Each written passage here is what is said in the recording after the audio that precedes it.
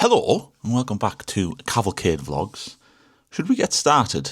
Vlogging, it's a very rewarding hobby, I would argue. It's allowed us to have a very creative side.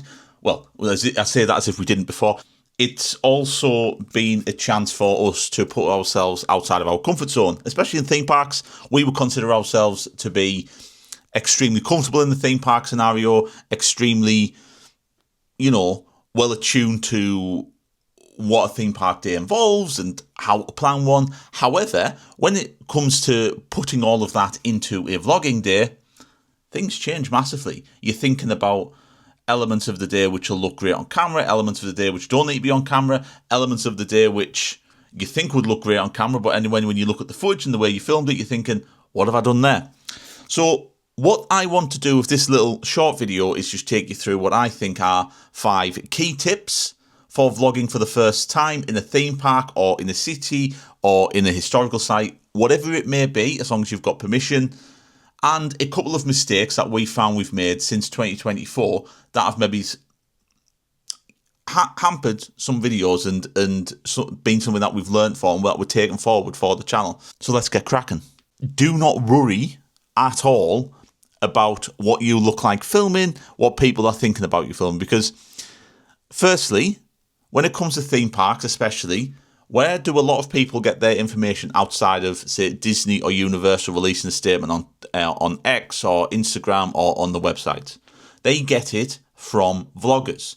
Now, we are not in the position where we can go to the theme parks every week, every day almost, and put out constant videos. But because people are getting their information heavily from the YouTube scene or the Instagram scene or the TikTok scene, it means that people are so used to seeing cameras walking around. You will see it all the time. I've seen several vloggers and channels out there with cameras. I've seen a lot of the ones that we've actually, that we watch out in the wild and just filming, and no one almost bats an eyelid. You have like people go, oh my days, it's etc. And we've even had that as well in terms of people recognise us getting on the aeroplane in September, which to us is mad. Like, and then thank you again that you're doing that. And it's amazing to us that people react to what we feel is still like a small growing channel. At the end of the day, live your life how you want to live it. If this is a creative freedom for you and allows you to almost have a sense of escapism, not only by going to theme parks, but allowing you to film it and show people that, and you feel a reward from that, then absolutely pick up that camera and give it a whirl. If you love it, then you're going to make more. If it's not for you, that's absolutely fine as well. You're not letting anyone down if you say, tell you what, I don't fancy it this year, or I'll wait till another point in time. And that is as much as we can say, really. We do enjoy it, and we wouldn't, and I'll come back to this later, but we wouldn't do this if we didn't enjoy it. People actually care in terms of what you're doing, and people will ask you questions, people will react to you. Cast members and people who work at the parks are looking out for you all the time. So I'm just going to put some footage in now from our September Halloween trip. We just got out of seeing Jack and Sally, character meet and greet at the Mickey's Not So Scary Halloween party, and we were just giving a face-to-camera reaction of what we thought and a little mini review. And just look who comes and pops up on our video. What did you think? Oh, it was fabulous. Like, the costumes of Jack and Sally are amazing. We did really well not to have it spoiled, didn't we? Yeah. Like, the only thing we knew was that obviously they looked at The look. And obviously Jack's now quite hench. But it's like, it's so great, and like, you can still hear him really clearly. Yeah. And it was like a proper like good few minutes of interaction. Yeah, it was really fabulous. good. I mean, it was 2 hours. It was just over, in fact, by the time you get to the second bit. Yes. And what else? What are we talking about? Well, me, hopefully, because there One could of be your nothing else, friends. right? There's nothing else to discuss. No. No. Do you have any puppies? Well, no, that's what I'm here to go find. Oh. Have you seen any? We did see some. Where? By the circus. I'm not going to go that far. Very far away. Tempt them with treats. No, bring them. That's your job. That's why you're here, obviously. Fabulous. Incredible. Oh my god, it's like... Okay. I never in a million years thought I would have Cruella de Vil on our camera. That's a testament to the amazing cast members and people who work at Disney World, especially, who take care of guests, and that element of almost like every guest matters. Cruella's performance is testament to all the amazing people who work at Disney World who take their time with visitors and guests and really put effort into making those characters feel as real as possible, and you get lost in it. You really do. If you are picking up the camera, don't worry about kind of like what you look like or kind of how people are going to react to you. Think on the positive side. People are going to be interested. People are going to be wanting to see what you're doing. They will ask, and it's just nice that people are interested, because at the end of the day, the theme parks vlogging scene is where a lot of people get their news, especially when it comes to planning. People are really interested. So don't worry about if you feel you look a bit funny when you walk around with the camera talking to yourself. It's fine. I'm talking to myself right now, and there's no one else in this house. So how mad is that? So our next tip is a simple one, really, and to be honest, I think it's one that everyone does. It's taking along a power bank with you. Now, you can get all sorts of power banks. This one I got on sale. It's just called EU Green one. It's more environmentally friendly, that kind of thing. It comes up with a... Is it coming up? There we go. It comes with a little smiley face. There you go. It's currently got 47% on, because I do actually use this a lot, especially if I'm using the Nintendo Switch handheld, because that bit of equipment likes to drain very quickly. The reason I'd recommend having a power bank is this one in particular is useful because it comes with a lead extendable. Very cool, isn't it? And then it goes back in, and it also has a USB-C and just a normal USB slot in there, and that can technically charge 3 devices at once. I have another one somewhere. I've had this since about 2018, I think, and that is just this one here. Now, obviously, this isn't up to date with USB-Cs. Let's see how much. Right, so that is still fully charged even after, like, the last time it was used in 2024. So that's worth noting. Be wary with power banks just because they are heavy. Like, these are not light bits of equipment, and they occasionally buzz off in the security check. So if you're going for rope drop, just be considerate of the fact that a power bank might cause a bit of carnage, and you just need to get your bags checked, and just wear some patient pants and it'll all be okay. Phones, whenever you're using any app on them, we know how quickly they drain. Instagram is an absolute pain for draining power on a phone. Making reels is a pain for draining the power on the phones. Just be wary of kind of filming anything, taking photos, or whatever you're doing when you go around the parks drains power a lot. And if you manage to get through a full day without having to charge your phone or your camera in the parks, you've done a really good job. Now, I don't know whether this is a tip or just a recommendation, but to be honest, I do not think you need to buy a camera of any speciality if this is your first time going to the parks to vlog. And the reason I say that is, one, that the cameras are expensive pieces of equipment. If you are just using it for a one-off trip, it is an expensive purchase, and you've got to justify reasons why you might keep using it. It also would prove expensive if vlogging ends up being something that you don't enjoy doing and you've just bought a £500 piece of kit. What I have is the DigiOsmo 3. I got the Creator Combo pack. I got this in about, I think it was March 2025. I got the Creator Combo, so you can see, grabbed some mics with that. I have ordered like a second mic, because the thing with the Digimics is that once one's on and you've got the little fluffy bit on top, it's not the best at picking up a second person once it's kind of attached here, and you don't want to be doing this when you're walking around like passing the mic on. So just be wary of that. If this is your first time vlogging, all you need is a phone.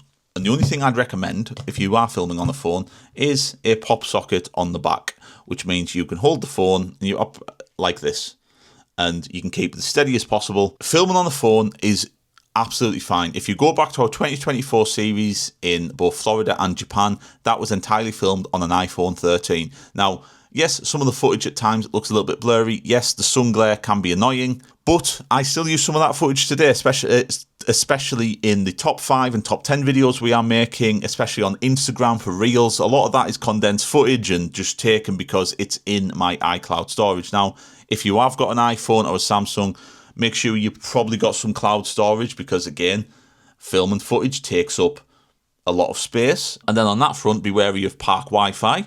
If you're connected to the Wi-Fi, it can be iffy, which then affects the iCloud storage. So there's all that element of it. Now in 2024, I also used what was called, we're getting there, this, which is called a Hohem iStability Gimbal. Now, This was gifted to me as a present one Christmas in 2023, so I don't necessarily know how much these are now. A good bit of kit, it kind of unfolds, and then you attach the phone at the top there. If you're wanting to have a look at something, but you don't want to buy the camera, Gimbals offer a more affordable route, and they can come with apps. So this one, you can see it's got the joystick on. It's got no charge, sorry. It's got the joystick on, and then that basically syncs up to your phone with an app. The app then comes with cloud storage, so you can kind of have footage saved on that and then download that, etc., etc. So that was a good bit of kit as well. But the problem is, as with a Digi, get used to the vlogging scenario and situation just using your phone. If you're someone who's used to filming all the time and just kind of like making reels and filming like portrait wise, cracking, you're probably going to be used to the phone, and don't worry about going to buy something super expensive if you don't think it might be something that long term you're going to use. And as with the last tip that we give, if you are using one of these, they still need charging up as well, so power banks are massively important. What I'll do then is show you footage that I caught on my phone in 2024, both from Florida and Japan, and you can see as stable as it is. This is a bit of wobble, but I don't think it hampered some videos that much. But if it's your first time vlogging, try it with a phone first, and then you know if you like the situation.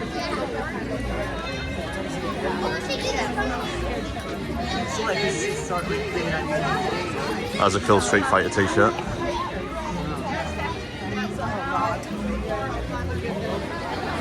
Well, hello again, everyone. Welcome back to Disney Sea.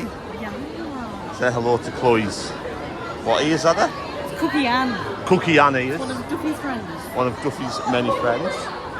And I don't think there's much wrong with that 2024 footage still in terms of the quality of it.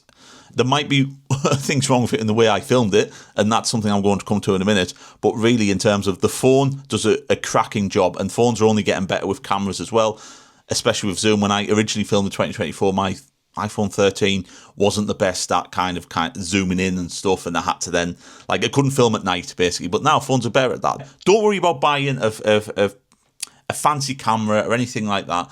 Obviously, do your research around them. If there's some add-on that you think you're going to use long-term, fantastic, but don't go out and spend 300, 400, 500 pounds on a camera that might get used once and then sit and gather dust. You don't need to do that. The next tip also links to what I feel has probably been our biggest mistake as a channel, and this is why it's always one of the key priorities on top of our list whenever we go out, is to take your time whilst filming. Now, that can relate to numerous factors. It can relate to walking into the theme parks. It can relate to going on a ride. It can relate to seeing characters. But specifically, when it comes to food and talking about what you're going to do and offering a review of, let's say, a ride or an event, take your time and be crystal clear. Now, when it comes to theme parks, one of the key features that people are interested in is the food that the theme parks offered, because they offer loads of exclusive food, especially at events. Now, in 2024, this is where the running joke of the channel comes from in a way. Our food reviews were not the best. Food wasn't kind of shown in focus a lot, and I ended up still putting some of that in the vlogs when really I think that harmed the vlogs. And the reason I say that is because it's just not good footage. At the end of the day, it's not good footage. And anyone watching, you've got to always keep your audience in mind, regardless if you've got 200, 300, 400 or 4,000 subscribers. Always keep that audience in mind, because they are subscribed for a reason. There's something they like, but there will always be something where they probably think, I don't know whether I like this. Take your time with the camera. Don't let it flit about. Don't kind of dart left, right and centre. Because if you think of your eyesight, yes, if you went to Main Street, what do you see? You spot the confectionery, you think, and then your eyes dot to the Emporium, they go to the castle, they might go to the ice cream parlour, and that's just when you're at the bottom. You're seeing loads of things happening. But if I was filming that, and it was like, that's not helpful to anyone. And I'm not saying anyone actually films like that, but even if I'm just going like that, and the Digi's very good at kind of keeping stability and slowing down, it's not helpful. You've got to take your time, make that panning shot. You can edit it, but the slower you are, the easier it is for you to edit as well. Take your time with it, okay? And that includes what you are talking about and how you are delivering. I'm just going to show you now some footage from 2024, which I have never been happy with, But my biggest mistake was including this in vlogs. And you can see the camera work just isn't the best. And then I'm going to put it alongside some footage from 2025, which I think is much better at showing the food, at showing a restaurant. You can just have that comparison to see how I'm learning lessons from one series to another. And that's the important factor with vlogs. Well, the more you keep doing it, the more you learn about your self-filming, the more you gain new skills and a sense of creativity about what works and what doesn't work. So let's just have a look at that footage, shall we? Things here, we've got scrambled egg, Mickey waffles, bacon, cheese and potatoes, steak. That's the remnants of the loaf. We've got watermelon left, we've got our coffee, we've got our bog juice, Collier's in. I've got our order from Columbia Harbour House. This is our day one staple. So we've each got the trio platter, which comes with chicken, fish and shrimp, and then hush puppies as well, which are these little, it's like cornbread but deep fried, and oh my god, they are stunning.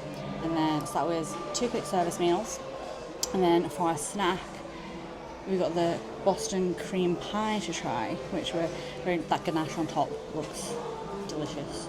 And then as you can see there from the Crystal Palace footage, we took our time to film, we took our time to give kind of the commentary of the food, and then we dug in. Don't worry about food going cold, it doesn't go cold that quickly. I'm going to put in now, for example, some footage from Japan, which I don't think I ever included in the vlog. I might have done, and it's always, this was a moment when I was editing where I realised, I thought, what am I doing? And I basically spin around on the spot outside of the Peter Pan ride. Let's have a look. Well, that Peter Pan ride was very much a very good surprise to me. Very similar to how the Ratatouille mechanics work in Paris and Florida. I just thought it was excellent. Again, 3D glasses, music, animations, the mechanics of the ride. Also, I hate that clip so much, and if I did include it in the vlog, I think that was my realisation of that needs to change for June last year, and I think we've done a really good job speaking confidently now that is an element of our vlogging which has disappeared completely. Slowing down is really important. Finally then, this brings us to the last tip, which actually probably does count as being one of the most important on the list, and that is planning how you are going to vlog. Now, you might then sit there and say, well, Liam, what do you mean by planning? It could just be writing a list. It could be making a note in your diary each day what you want to do. So if I'm going to Magic Kingdom tomorrow, for example, and I want to vlog it, what is the story that I want to tell my audience? Where do I want my day to start? Where do I want my journey to go when I'm in the parks? And where do I want my journey to end? Now, if I'm in a theme park, predominantly they are built in a loop system. Hollywood Studios is the exception here. But let's say I go to Epcot and I don't want to start in Epcot until I get, let's say, the World Showcase, because I want my vlog to have a theme of exploring World Showcase. Be explicit when you are going around these countries. What are you going to do? What are you going to Mexico for? Are you going to Cava de Tequila? Are you then going to go to the Norway Pavilion and ride Frozen? Be explicit. Say, right, where are we heading next, Chloe? Do you fancy Frozen? Yeah, let's go on Frozen. Let's see what the wait time is. If I go to Epcot and I start in Mexico, then I end up back in Mexico Pavilion, let's say, in the middle of the video, that's not helpful. And the reason I say that, and maybe I'm being a bit brutal here, but let's say John Smith is watching, classic name, John Smith is watching the vlog one Friday night and thinks, oh, I've got 20 minutes into that. Liam's just ended up at Norway. I'll watch the rest with my breakfast on Sunday morning. Spot on. He turns it on. All of a sudden, I'm back at Mexico 25 minutes into that video, and he's thinking, why is Liam back at Mexico? And it just creates confusion. And what you don't want with your vlogs is confusion. This is meant to be easy viewing at the end of the day. And that's then where the editing comes into the planning. And when I mentioned before about being brutal, if something doesn't work in your day, cut it out. Just cut it out. It doesn't matter whether you've had a really funny moment or conversation. If chronologically it doesn't work in the vlog, don't put it in. And with planning as well, it's about planning before you go. What are you going to film, or what do you want to film? Have some set goals. One of the key things that I think, if you are going to start out vlogging, that you need to put into your videos from a planning perspective is a travel day. It's the start of a journey. Now, If I think of our June trip, that absolutely brought us hundreds of subscribers in terms of the travel day. I take my time in the airport. Now, what I always do when I go to an airport is ask, is it okay to film certain areas? Because they are security zones as well at times. So I don't film, obviously, in security. You're not meant to film in duty free, which actually I didn't know until I asked the question in June. And that's absolutely fine. But travel days are super important because it sets the tone for your trip. And it brings me into another mistake that we made in 2024, in that I didn't film a travel day from Manchester Airport. So I've had a couple of questions on our account saying, have you ever flown from Manchester, Liam? Yes, we have. I've just never filmed it. And that was a confidence thing, but there was also a lack of planning. I think the first video of ever that we've done in 2024 is from day 1 and day 2. I've seen a couple of channels say this. I don't think putting days together helps that much. I've even done this in 2025 where I've said day 5 and 6, I think I was at day 6 and 7, where one of them was a pool day. I just don't need to do that because actually I don't like filming every day.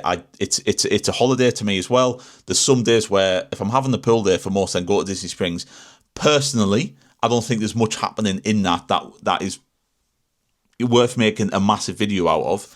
And what I'll do then is just make YouTube shorts or reels. That is why I'm moving to calling them vlogs 1, 2, 3, 4, and 5. Because the story I'm telling isn't about making 14 videos over a 2-week trip. It's about making the videos that I want to make that tell that concise story within the singular vlog, but also encapsulate the entire holiday as well. I don't need to do 14 videos. Now, again, I know it might be the case of, well, you want videos for your channel. I want videos on my channel that I think are good, and the more I'm understanding editing, the more I realise that I've got to, as I've said before, I've got to be brutal, and I've got to understand that there's some days that I don't need that footage. The other thing with travel days as well is that they set the tone. To be honest, the airport and the flight are one of the most significant parts of the holiday because they take up so much time and you want to be comfortable in that moment. So people are interested. And that travel day gains you an audience for the rest of your videos. It seems that audience retention is quite strong on those. The other really important factor about a travel day is that it sets the tone for your entire series of videos that you're going to do. Be clear and concise. Set out your goals to the audience, what you're going to see and what you want to get from this trip. Tell the audience what the plane is going to be like. And then that builds a level of anticipation. It also filters into kind of your editing in a way, and people might then be able to skip forward and say, oh, he says he's going premium economy, I'm going to have a look at that. That still gets you a view, and it might get you a follow as well, or a subscription. So just be crystal clear, include that travel day, and every day that you've got, as I've said, make sure you've got an element of planning in it so you know what you're going to do, and there's elements that you do not want to miss. Well, what did we think of those tips then? Do we agree? Do we disagree? Let us know in the comments below. If anything's been helpful, if anything you would say add. Perhaps you've watched one of our vlogs and say there's something from last year, because remember, we're building on 2025. Perhaps you've watched someone saying, why don't you try this different, Liam and Chloe? After that, I just want to thank you again for getting this far in the video and for hopefully getting something from it. I hope you've enjoyed it. Finally then, we just hope you've enjoyed this video, that you've got some tips and tricks from it, that you can see where we are trying to improve the channel, because that's what we want to do. We want to improve it for you. And in the end, go out there, if you're going to do it, enjoy it and embrace it. Don't worry about being seen as silly, or if you're doing some like silly TikTok dance. Enjoy filming, get used to it, and remember, plan that footage. But for now, from Cavalcade Vlogs, we'll catch you real soon.